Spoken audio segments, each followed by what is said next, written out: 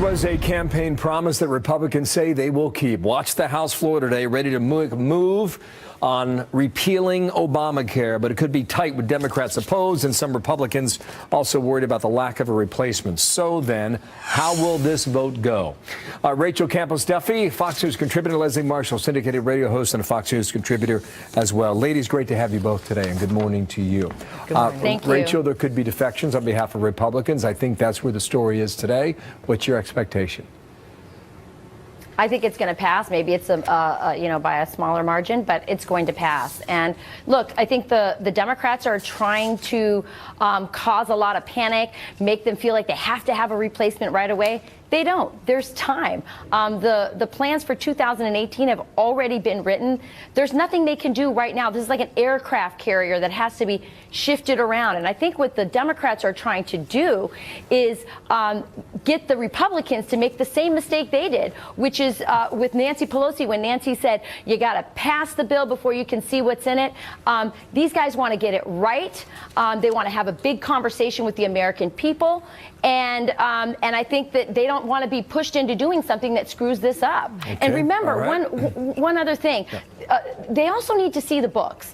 When Tom Price hopefully gets passes his confirmation hearing and gets in there, Republicans really think that these books have been cooked by the Obama administration in terms of the solvency of Obamacare. They need to really look at this once he's in there and see really what they're dealing with. Clearly they have a lot of issues. Now, Leslie, quickly, just go on record here. What is your expectation for the vote before I move to a point from Paul Ryan?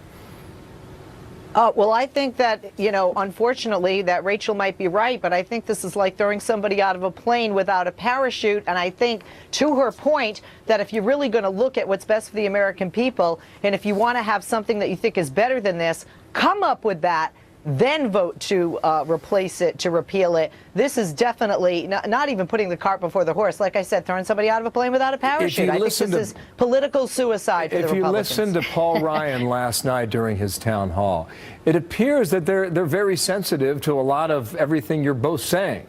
Paul Ryan said this. Watch from CNN. So we have to step in and rescue people from the collapse of this law. There are good objectives that they sought to achieve in this law. We agree with that. We think young people should be able to stay on their parents' plan until they're 26. We think there needs to be a solution, which we have, for people with pre-existing conditions. But we want more choices, lower prices, more competition, no monopolies. That's what we want to replace it with, and that's what we're working on right now. Well, so there you are, ladies. I mean, there's your evidence, Rachel, about what Paul Ryan's trying to get in all this. And now we wait to see whether or not it happens. Go. Well, I mean, look, that's, people are now getting used to some of the things that Obamacare offered, till you're 26. I personally think that's a little long in the tooth. I'm a mom. I hope my kids are on their own by then. This may be a very clear strategy in moving slowly. And part of it is getting Tom Price through the hearing process, because 60 to 70% of this can be dismantled right there at HHS. So they probably don't want to talk too much about that. Some of it can be done through some of the tax code. So this thing is going to be dismantled, and they are going to open this up to competition. This is what people wanted. The Republicans won on repealing Obamacare. And one of the things that Barack Obama did was to disincentivize health savings accounts.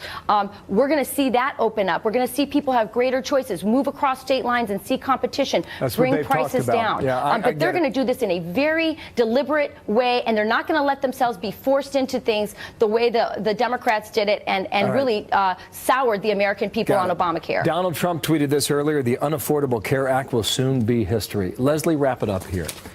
In the end, how important is it for Republicans to get Democrats to vote with them?